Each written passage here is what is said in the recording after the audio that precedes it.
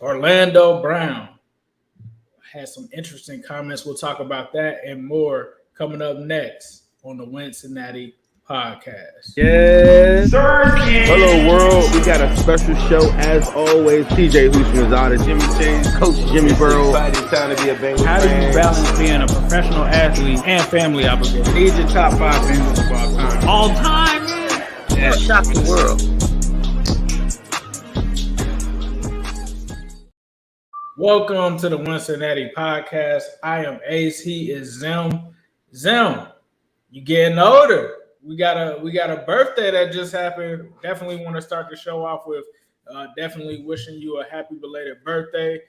Anything happen for the birthday? Like, what you end up doing? Lit, like just lit, bro. Like all over the place. Went out of town for a quick sec. So everything going good, man. I feel really good about everything. So I can't complain, man. I was, like a lot of this stuff is like a blur. I guess I am getting older. I realized I was very tired throughout the whole process. Even today, I feel like I'm still kind of recuperating off of the weekend, but everything been going sweet, man. I'm really, really, really, really happy. I see that Moon is balling, doing his thing. How you doing on your end? Yeah, bro. Like you said, just everything is good. We just got back from the Natty about a week ago. Trying to work with him on training and stuff like that, and it's starting to pay off. Seeing it happen in games, I got him the Steph Curry masterclass, so I got him trying to shoot like 100 shots a day. But glad that you were able to enjoy that birthday, bro. Definitely glad to have you around here for another year. You'll never be old in my book, bro, because you definitely have a young soul, and you definitely be turned all the time. So definitely giving you your flowers there. But one thing that we talked about on the last show, as you guys were listening, it was our 100th show. We also talked about how we were doing a contest giveaway where all you had to do was follow us on Twitter. You had to follow the Wincinnati Pod. You had to follow me at New Stripe City. You had to follow him at Zemhude, and you needed to retweet that post. We have 2 winners. So this winner is going to get one of my t-shirts, which is the Tres Amigos. And then with Zim, you're going to get the Glass Eater shirt. It's very dope. We're going to do that giveaway now. So I already went ahead and did mine courtesy of simpliers.com. And that person is going to be Kobayashi, at Kobayashi on Twitter. If you are watching this, reach out to me. I'm going to shoot you a DM. But Kobayashi, you will be the winner of the Tres Amigos t-shirt. I'll be getting that shipped out to you. Zim, the Glass Eater joint. Who you got as the winner for the Glass Eaters joint? Who's walking away with that one? Okay. Oh, hey, look, quick thing. All right. I was looking for it. All right. So use the little randomized like little picker thing or whatever myself too. So the winner of the Glass Eater edition Burrow Baby shirt from me is a guy named Kevin K Mitch _6. Says he's a Midwest guy living in SoCal. So, Yes, so Kevin, make sure you hit me up, bro. DM me if you're watching the show. Congratulations to those 2 winners. Appreciate everybody retweeting that. Make sure if you haven't done so, make sure you tell everyone to follow, like, and subscribe if they have time. Takes like 30 seconds. Leave a quick review on the podcast channel as well. For sure. So once again, shout out to those winners. Thank you guys for watching the Cincinnati podcast. Definitely make sure to download this episode. Make sure you subscribe to the podcast. We're on all available platforms, Spotify, Apple, Google, wherever you get your podcast fit, Stitcher. We are there. We're also live on YouTube, so make sure you hit that subscribe button. We have a lot of content coming your way. Me and Zim have actually been talking about some extra content that we have planned for you guys. So definitely hit that notification bell and tap in with us. But coming up on today's show, we're going to be looking at breaking down the defensive back room. Obviously, the Bengals have retooled that room. So we're going to take a little bit of an in-depth analysis of that. And then also Orlando Brown had some comments this week. We'll be talking about the offensive line, how much of an upgrade he is over what we've had before. And then we're going to do something special with our viewers that are live here with us. We are going to do a little bit of a Q&A. So we're going to allow you to ask away any questions that you have for us coming up next. Hey, what's up, Bengals fans? Mike Hilton. I'm on the Wincinnati pod with Ace and Zim. All right, Zimmy, let's go ahead and get into it. Orlando Brown had a very interesting quote, especially as it pertained to talking about blocking for Joe Burrow. He was quoted as saying, now as opposed to having to play in a lot more space with guys on the edge, guys have to rush right through me because Joe isn't going to necessarily be 12 to 13 yards back on certain drops. He's going to be at 7 to 7.5, getting the ball out. What were your thoughts on this? Because for me, when I was looking at this and I heard Orlando Brown say that, I didn't think that it was a shot at Pat Mahomes or anything. I think it's just showing how much of a student of the game he is by just understanding this is a different scheme. A lot of people were butthurt about it. He wasn't really saying anything about the quarterbacks. He's just saying this scheme is better for him because with him being 340 or 360 pounds, whatever he is, they have to go right through him, right? And that's going to be hard to do with a guy that's 6'8", 340, 360 at his stature. I have to agree with him. I don't think it has anything to do with the quarterbacks themselves. Do you think that that's what he meant, or what did you take away from his quote? I thought, like, for the most part, my biggest takeaway from it is after football, I think he's got a really, really good career, like, at talking sports after this. But besides that, I thought that Orlando Brown was just – I thought he was very complimentary of Lamar Jackson. He complimented Pat Mahomes throughout. He complimented Baker Mayfield. He complimented all the quarterbacks that he had blocked for. I think when he was just talking about his skill set, he was talking about like the difference in the depth of the drop for like Mahomes, where you're going to get more 5-step drops. And then when you're watching the Bengals, it's more 3-step drops where the depth of it is at 7.5 yards, where he was saying for Burrow. And then he said for Pat, it was at like 13.5. So you got to think the edge that has been that the edge guys have is very different because of that. And then also it's just a shorter amount of time to hold up. And so on the Burrow side of it, in his mind, if everything plays out the exact same way as the offense is set up, he talked about like how in the Super Bowl, he said it was a lot of plays that were set up, just like how it will be in Cincinnati in one-on-one matchups. As a fan base, we talked about how we switched to like pin and pull concepts, gap schemes, and one-on-one matchups. So they were even going to one-on-one matchups with him and Dan Orlovsky breaking down film. He even talked about, and I thought it was beautiful, he had broke down a play, and it's crazy. I thought this was kind of crazy on ESPN that we're doing this, but they were showing a live play of a bad rep that he had, and he was like, well, in this particular play, I'm thinking that the guard is going to be right there. But he said, yeah, I think he was covering wrong, but he was like, you see, he kind of slipped. And he's like, yeah, I'm thinking I got help right there. And then Dan is like, well, what are you thinking right there? He's like, man, I'm thinking I got to fight for my life. I put one hand. He was like, man, if I get a hand on you, like, he's like, man, I pushed him off his spot.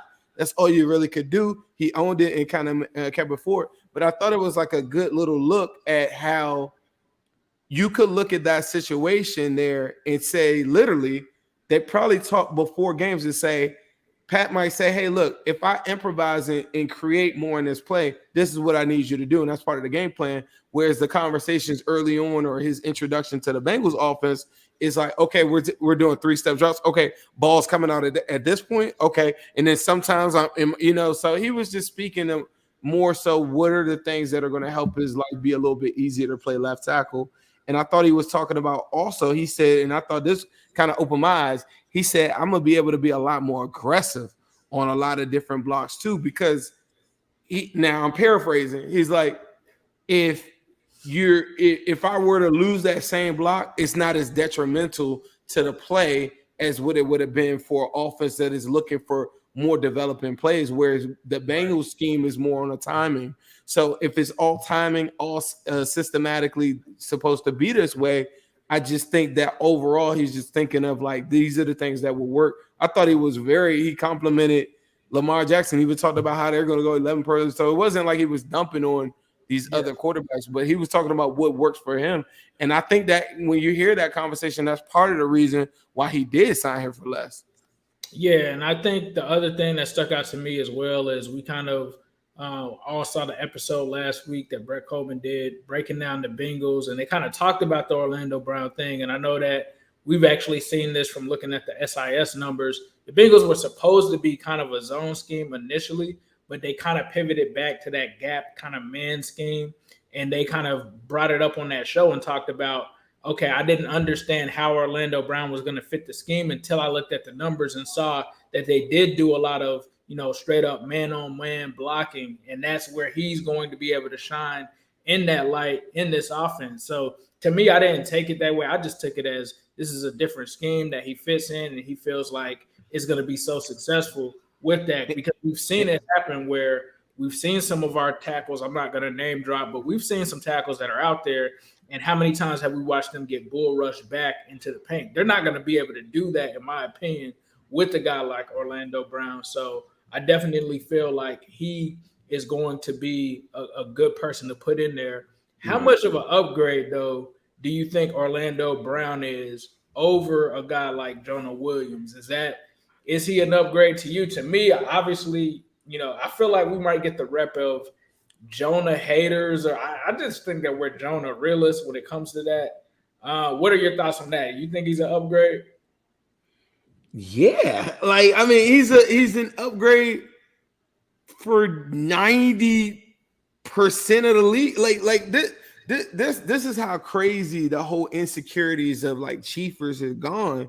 It's like we're like dancing like kind of around like eggshells on circle.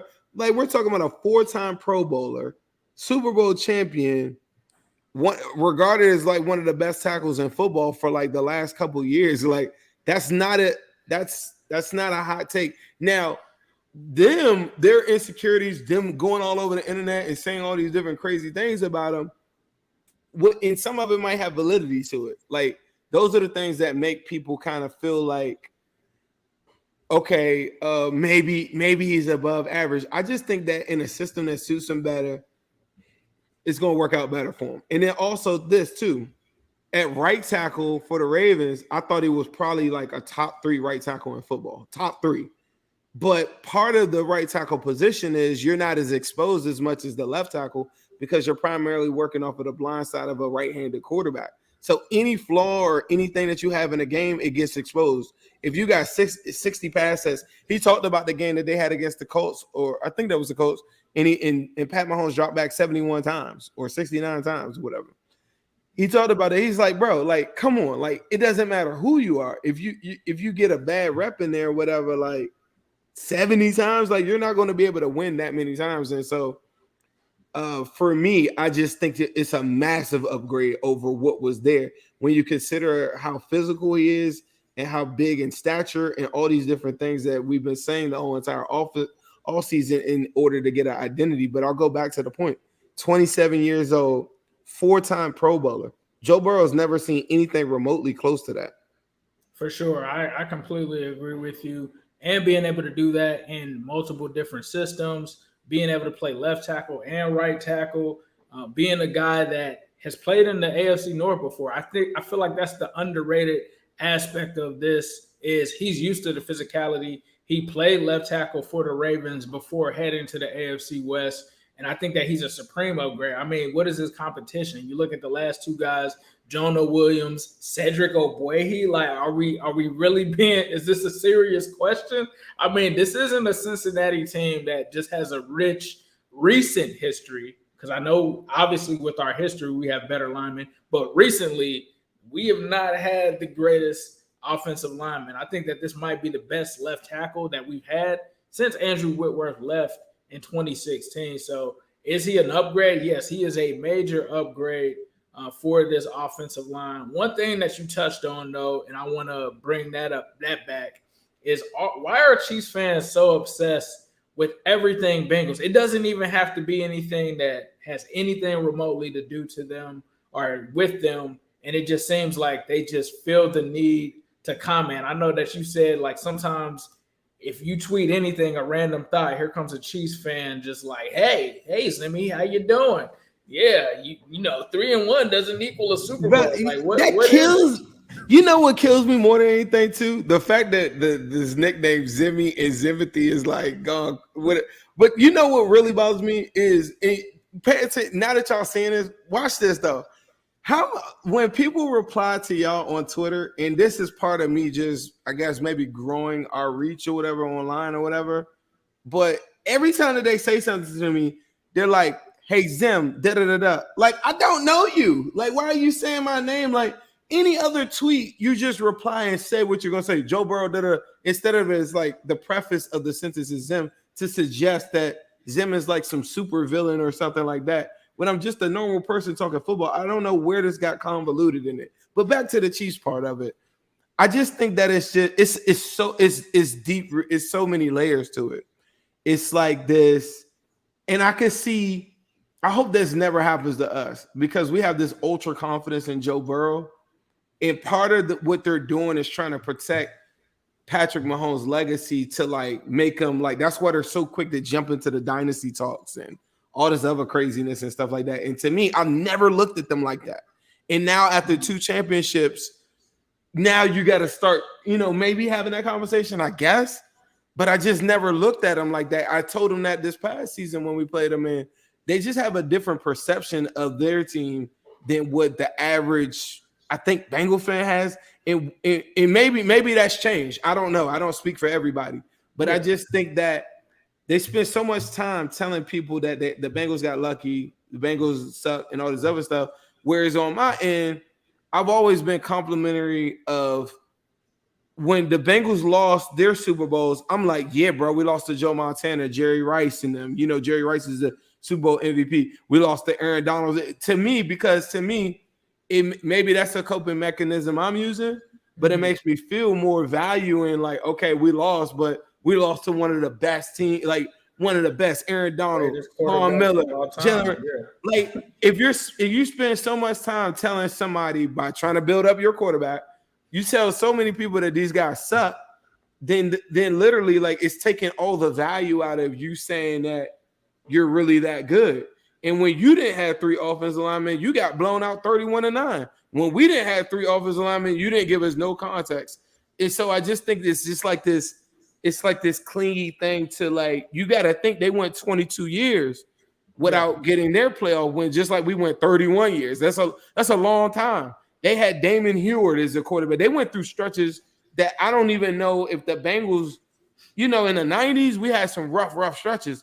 But I seen this tweet from Willie earlier today. The Bengals consistent. People need to stop saying this Bengals came from the bottom type. Bro, we 20 years the last 20 years, the Bengals have a winning record.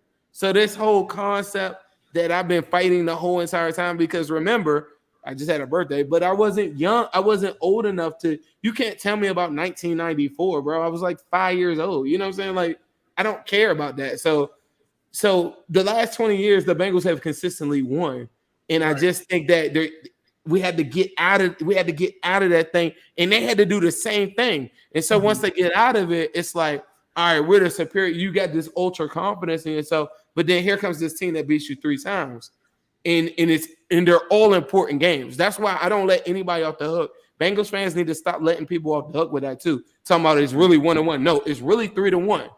But if we're talking about playoff games, I get it. Cool. That's 1-1, whatever. But you played them 4 times and you won 3. It's not a banner.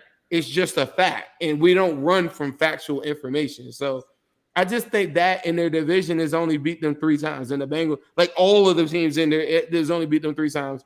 They've consecutively won their division, 10 times or something like that? Yeah. Between 7 and 10, something crazy like that.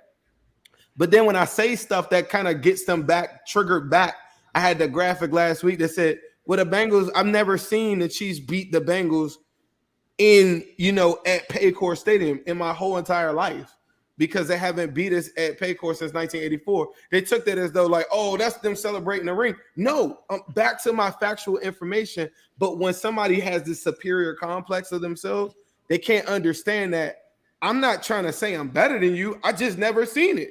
And the way that I talk football is not off of what I think I'm going to do. My version of talking trash, and I think a lot of what the Bengals fans are doing is we're trying to have real conversations, but they're not trying to have real conversations. So if you're trolling and you say 0 rings, then cool, be on your way. They just come back though because they can't believe that like rings just don't champion the whole conversation. Because I do think there's a good amount of Bengals fans that want to have a real conversation about football and develop like a rivalry or develop these different things. Because honestly, in our division, I mean, teams in our division got 6 rings. Another got 2, and they talk to us about rings all the time. So we get back to football like every single time. So they could say, well, it's all about rings all they want. And I get that. But at the same time, if that's where the conversation ends, then everybody needs to log off. Like, what are we all doing here? Like, that's what I've always said. It's like, if it's only just rings, then why are we even here talking football? What are we doing? None of these other teams matter. Chiefs should be the only teams on Twitter right now because the person that has the current ring is the only person that can talk ball, right? But that's not true. So we're here to talk football, and they are not. Yeah, I think for me, the first kind of, and it's funny because I was kind of a third party person. My first interaction with, I guess, Chiefs Kingdom actually came when I was on a cruise about 2019. And in this cruise, they had like a bar where you could watch the football games. This is as you guys know, it's no connection and stuff like that. So you have to go to certain places to watch the games. I think I was actually going to watch a Bengals game or something like that. And I was there, and there was a big group of Chiefs fans. And I had never really seen Chiefs fans like that. So I was kind of taken back. And they were getting into it with Patriots fans. And that's the last time that I've really seen them like get chippy. And I think because the Patriots kind of left, the Chiefs pretty much assumed that they were taking over the AFC. They were going to be the new Patriots and Tom Brady. They were going to start this dynasty. And out of nowhere, here comes Jamar Chase and Joe Burrow. And I think the Bengals, the way that we built our team was to be able to take a team like the Chiefs out. And when it worked and they were kind of taken back and they couldn't run, the ring around the rosy plays and just get bored and play with people and just pretty much go into co-pilot mode throughout the season, they kind of realized, this team, this Cincinnati team might have our number. And I think that they kind of took that, reacted to it. They changed out their whole secondary. Everything that they did, even in the draft, was something to kind of match Cincinnati or leapfrog Cincinnati in some type of way.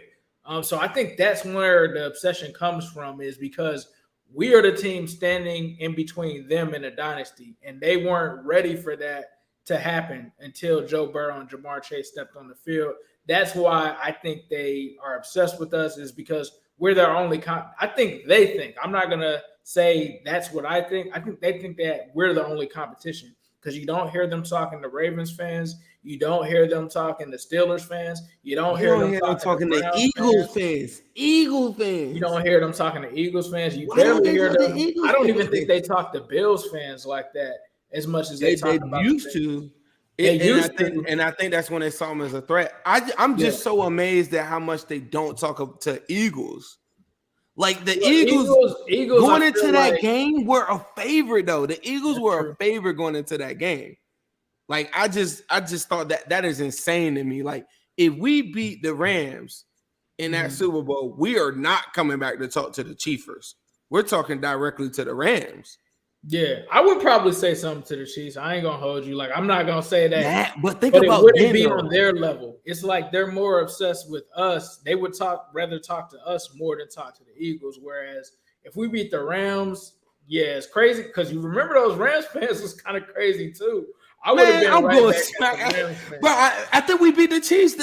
Where were they at? Like once we beat them and we was on space and on, we wasn't never getting into it with them. We had some heavy Chiefs joints. I remember a couple spaces then. This is early Twitter spaces. Then we come back. I mean, after we beat them, I ain't hear a word from them. I never heard from them again until the summertime came and it was Ravens fans talking all that stuff. I still ain't hear the Chiefs like that.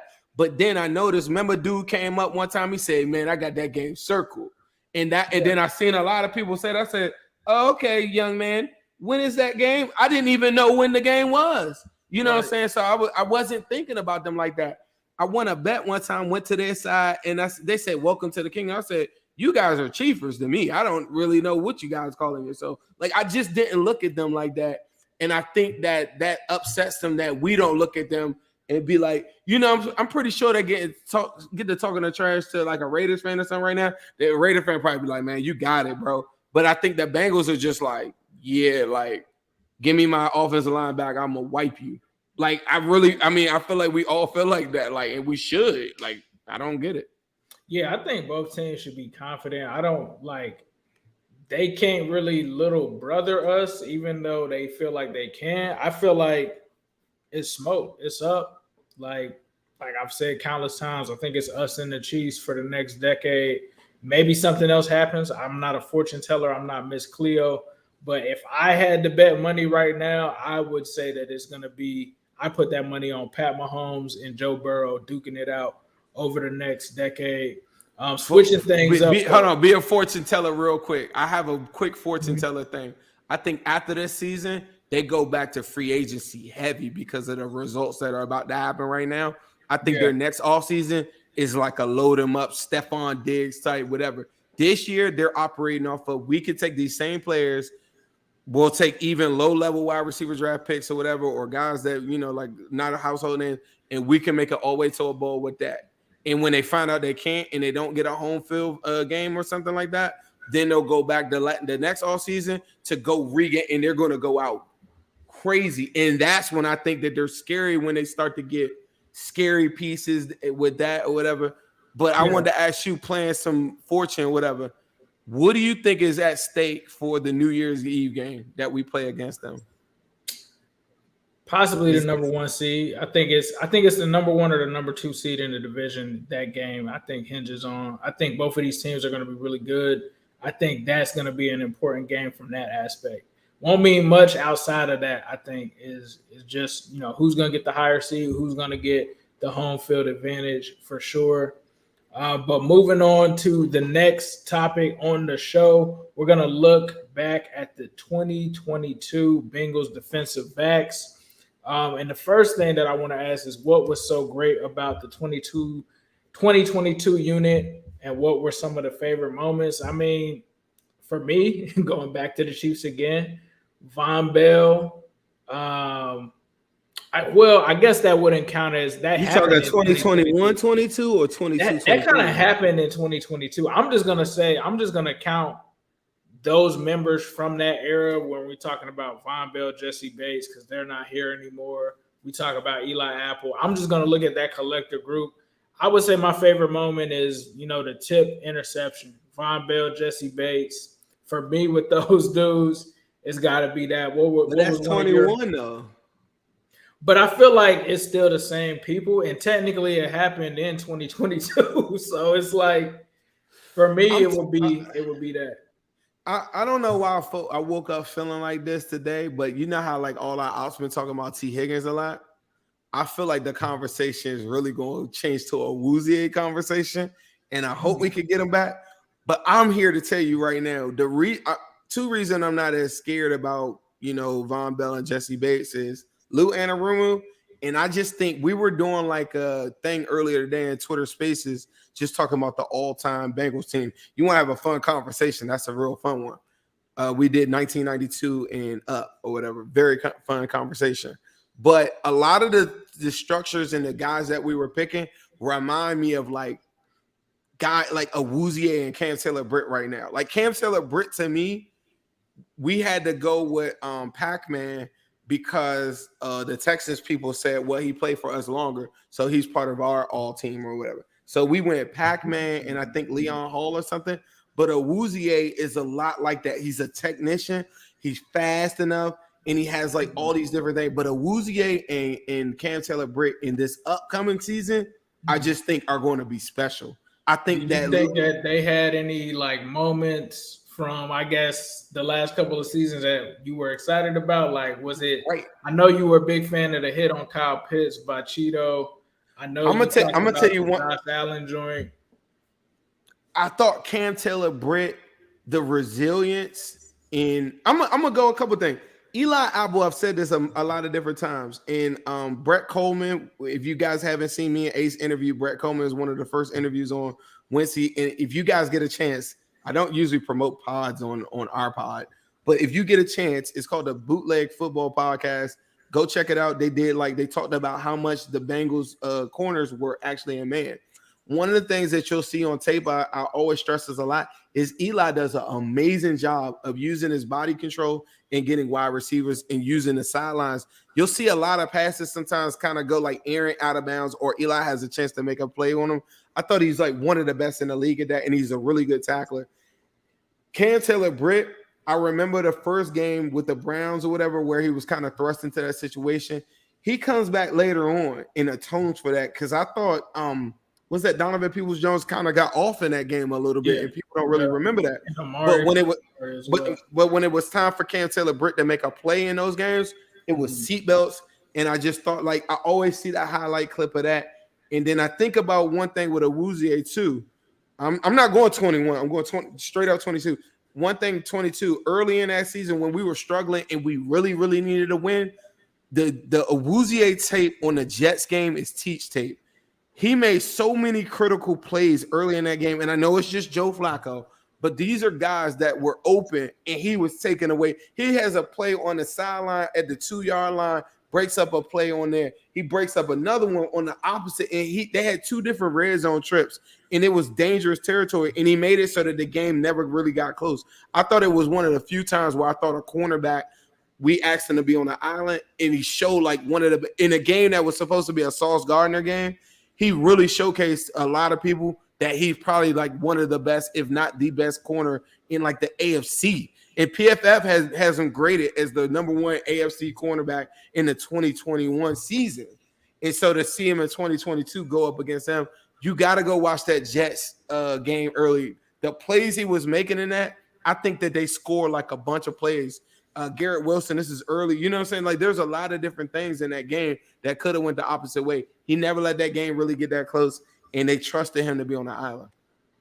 Yeah, I think, obviously 2022, those were some special guys, but looking at 2023, the starting unit, I think, no shade to anything Jesse or Von did, but I think that the potential that this secondary now has is crazy. That the athleticism is crazy. Like, I think I was listening to Mike Hilton talk about it, and he mentioned how he was the only guy that was slow in the secondary.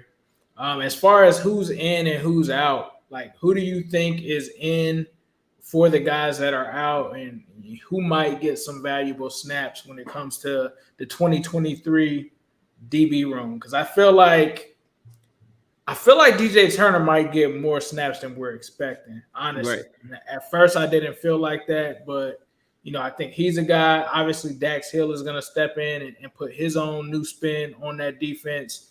Jordan Battle, Nick Scott, like, who's winning that one? Like, who do you think is in and who do you think is out in this secondary? Out, I would say Sidney Jones might. It depends. If everybody's healthy, he might be the odd man out. Ivy, I just think if he offers them a lot on special teams early on, I think he makes it. So those two are going to be kind of crazy. And then Alan George has proven he's one of the best men. Like, when we were at the Rams practices last season, he was making so many plays in those isolated practices. And even in preseason, he was balling out too. I think Jalen Davis makes it because he's the best backup slot that they have outside of DJ Turner, who you just brought up. So that is very important. But I think that they might use DJ Turner early on the outside because they might say, Awuzie, we want you to play 15 to 20 snaps. Not going to give you 40. We're going to ramp you up to week 3, 4 or something like that. Knowing Awuzie crazy self and how good he came back, shout out to him. If y'all don't know, he lost the chess matchup against a Chiefer this past week, which sucks. In the championship round, which really sucks. Yeah. Drew Tranquil, shout out to Drew Tranquil. But another Chiefer. DJ Turner, I think early on will be asked to do that, and I think Jordan Battle, man. I think, man, these are some guys. I can't see Nick Scott getting this spot just straight up taken. But if he gets any, like, if he's dinged up or anything like that, I don't know if he'll ever get it back with Jordan Battle out there. Like, I really don't. And then I'm surprised you didn't say nothing about Tyson Anderson. Tyson Anderson, I think the only thing is, I think Jordan Battle just takes Tyson Anderson completely out. Like, I was on the Tyson train before I figured that they would take a safety. I did have a safety in like one of my last mocks because I thought it was a sneaky need. But Jordan Battle, man, like, I'm not sure. Tyson had a really good preseason, and Tyson might be a guy who's just a victim of the numbers that are there at the safety room. They just paid Nick Scott the money. They drafted Jordan Battle a little higher. So if, they didn't bring Nick Scott in to just play special teams, that would be pretty expensive for them to do that. Could Tyson be in the mix a little bit, like as a reserve safety for Dax? Maybe. But I am excited to see him, though. I do want to see what he has there. I think the depth in the safety room is very good. But I am excited to see what these kids do going forward. I know it's going to be some mistakes probably early on, but I think that they'll clean it up. But speaking of like one of the veterans, you kind of mentioned Cheeto. A healthy Cheeto in this room, bro. This secondary is nasty. And Cheeto is back.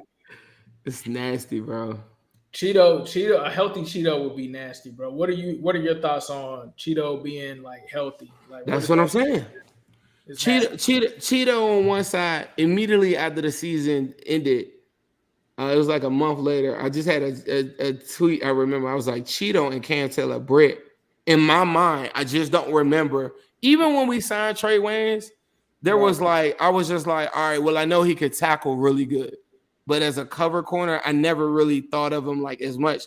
Cam Taylor-Britt got a lot of that Pac-Man energy in him, and like it's like that guy that just makes plays. Like I just think he's gonna make so many plays, and then Awuzie, you can't really test him. So to me, it's not happened yet, but it really has though. I just think that the Bengals fans we're just taught to be like humble about it. Yeah. Cam Taylor-Britt just allows Stephon Diggs to get 2 catches for 11 yards. Hold on. Let me ask you this. Do you think Cam Taylor-Britt, this might be a little messy. I know guys watch the show. This is just us being journalists, us doing our job, analysts. Is Cam Taylor-Britt gonna be a better pick than Dax Hill when it's all said and done? Like, do you think he will be? I thought you was about to ask me about the North. Because that's what you need to ask me about. I feel like Cam Taylor-Britt has potential to be one of the top corners in this. And Brett talked about that too. He talked about how good and under the radar Cam Taylor-Britt was. I know I did. I just looked. I think it was Jackson Kruger. He does a lot of film breakdown. He has a video on Cam Taylor-Britt. Is Cam Taylor-Britt potentially, like, if he becomes a shutdown corner, let's say like don't say if he becomes right now. When he becomes one. Because he talked about on our show saying that he felt like he's like Sauce level. He could be up there with Sauce. He trains with those guys. The other guy from the Seahawks, his name escapes me right now. And in the scheme of Lou Anarumo behind him, he could be a top 10 corner, bro. I think he has the potential. If he's a top 10 corner, does that make him better than Dax Hill? You know what's even nastier? If DJ Turner gets burned this year, like, oh my! Hey, all right, I'm gonna stay on topic. Yes, I do think he's a top 10. He has the ability to be a top 10 corner in the NFL, but it wouldn't be determined just off this season. I think eventually, like, that's a guy.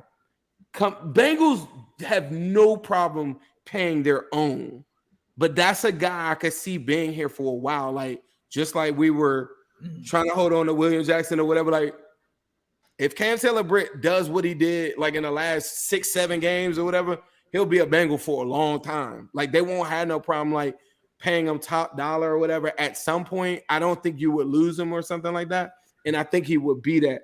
I just think that right now, Cam Taylor-Britt in the opposite side of Awuzie just like we're talking about offensive line, is the best cornerback duo that we've had since what? You got to go back to Leon. You got to go and Jonathan Joseph. Yeah. You got to go back to that. And then remember later on, Leon, moved to the slot at the latter part. But I'm talking about like prime part. Like you got to go back before, bro. It's been a while. That's over 10 years. You know what I mean? Like this is like almost 20 years almost. You start talking 2005. Not fair because Dax didn't get to play much. But I feel like right now, if we're talking about right now as it stands now, I think it looks like Cam Taylor-Britt might be one of the best picks from that draft. Like for sure. If we're just looking at it from the start, obviously. But hold fast now. Dax Hill though, I just think that the playmaking his skill set. I want Bengals fans to understand. A lot of people that clamor for like Minka Fitzpatrick's. Buda Bakers of the world, guys that can make plays on the ball and get closer to the line of scrimmage. When he was at Michigan, those are the things that he did really, really well. And I think this season, you got to think a lot of time we played a lot of two-man concepts and a lot of cover two shells at different points. We weren't really running that much single high stuff. And I think that they might run a lot of more single high stuff with like a Nick Scott, depending on who you playing. You play the Ravens and you're not really worried about somebody beating you super deep. Right. Dax Hill has this makeup speed to be able to get down in the box.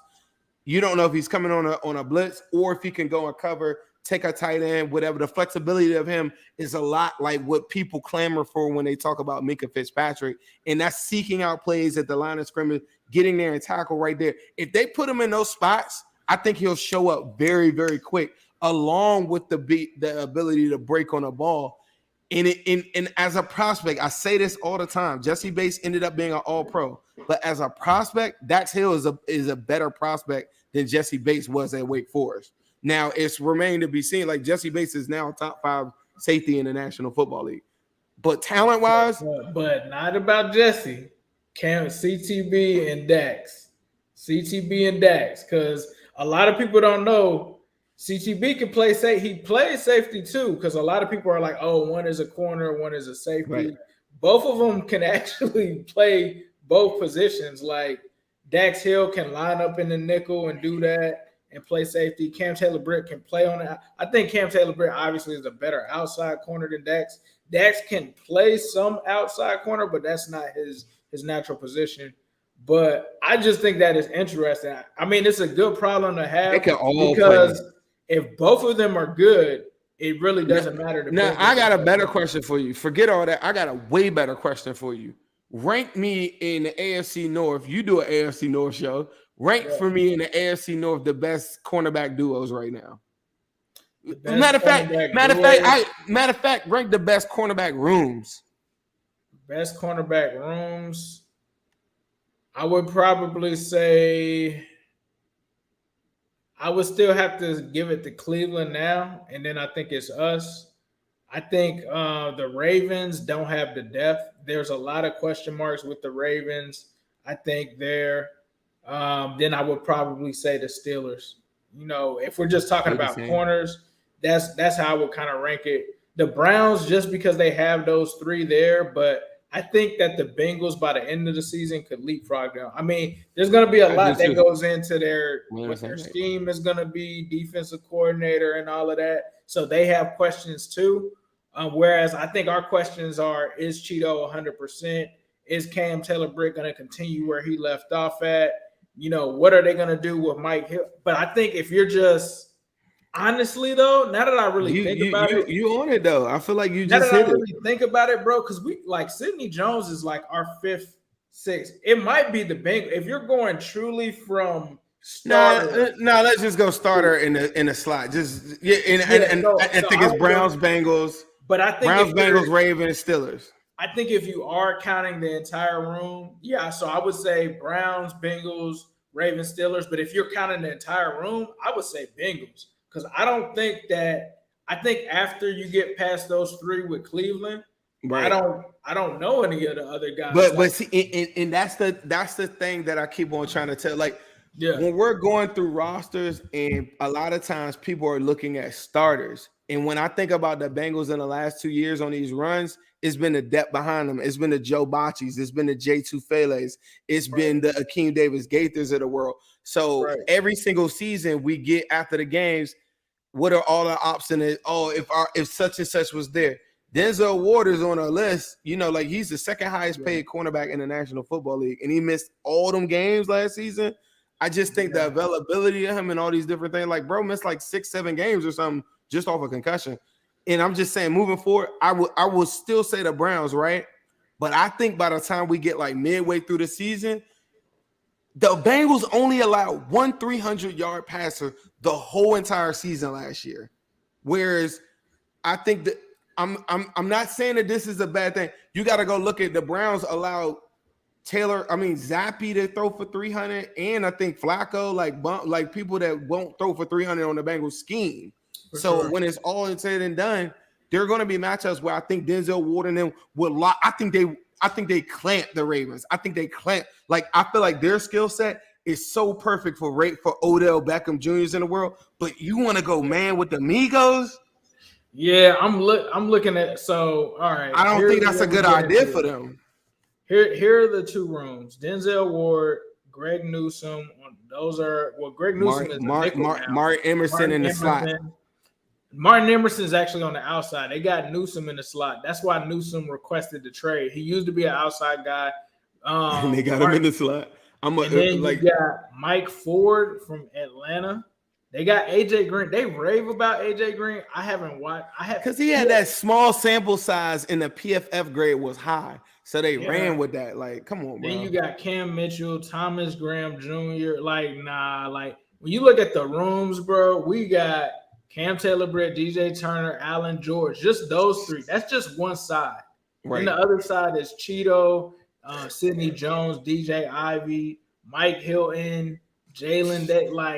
It's Bengals in terms of depth, man. In terms of depth. If you say the starters, if I'm taking all of them corners, sure, Denzel Ward. Yeah.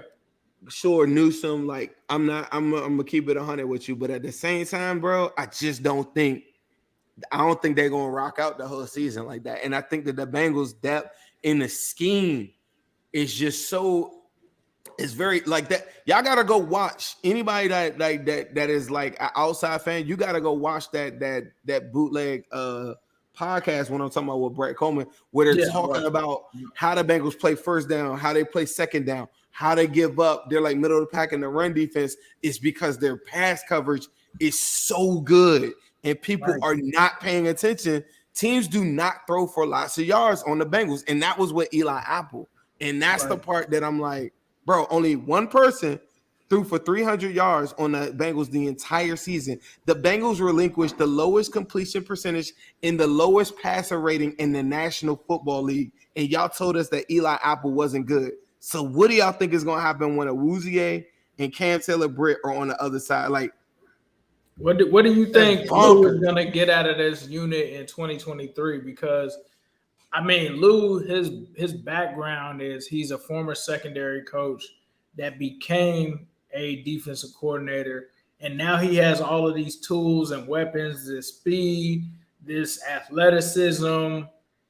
I think it's like we thought it was going to be crazy last year. This is even crazier to me. I think like Lou is going to get a really top quality defense, I think, out of this. And like, no offense to Von Bell or any of them. He did bring in Von Bell. He didn't really pick Jesse.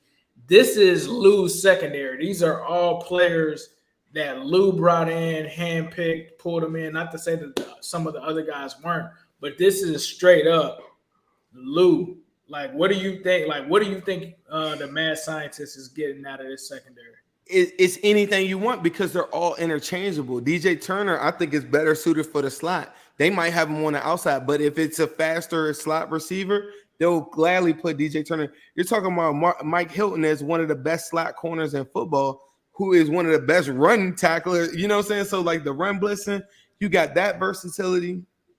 You got the talent levels of Dax Hill that you don't know. So there are variables, and you got to get on the same page and get on whatever. But I just think that there's a lot of teams that are really underestimating like the Bengals defense, primarily how well they play the pass. Think about it as a Bengal fan. You're in here right now. You could go on one hand and name all the big plays that happened to you in the 2022 season. Two of them I remember in the playoffs. One of them came like right before the Falcons, you know what I'm saying? Falcons Saints game. And then the one Browns big, it was a kind of big play. 5 plays I could probably put on one hand. There aren't that many big plays that they give up, and they keep everything in front of them, and they're so interchangeable with the pieces. And our ops just don't they don't understand. And then the players that they prop up, like a Marlon Humphrey, you watch our wide receivers put 2-something on them. You can't name nobody.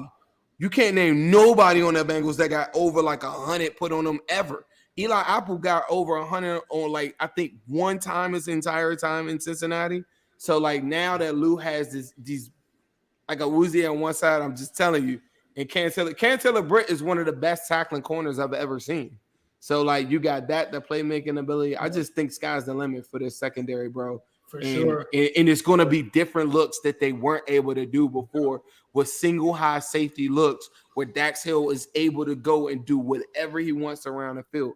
Teams that want to say, the Ravens, that are saying that they want to pass more, I'm telling you, it sounds cool at home, but in real life, that's these teams that had better offenses passing than them weren't able to crack 300 yards. Ask Pat Mahomes what that looked like all them times that he played him. You mean to tell me you think Lamar Jackson passes better than Pat Mahomes?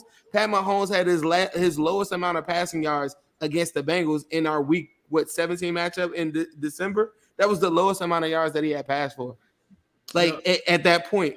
So why do these teams think that they're just we're going to add a couple wide receivers, and now nobody throws on us like that? And when teams run on us, it's probably because they have a lead, and that doesn't really happen much either when DJ Reader's in there. I'm keeping it 100 with people, bro. If they're going to win, it's got to be because their players stepped up and did phenomenal things. TJ Watt jumps up and gets interceptions you've never seen. Myles Garrett, it's not going to be at the Bengals' expense.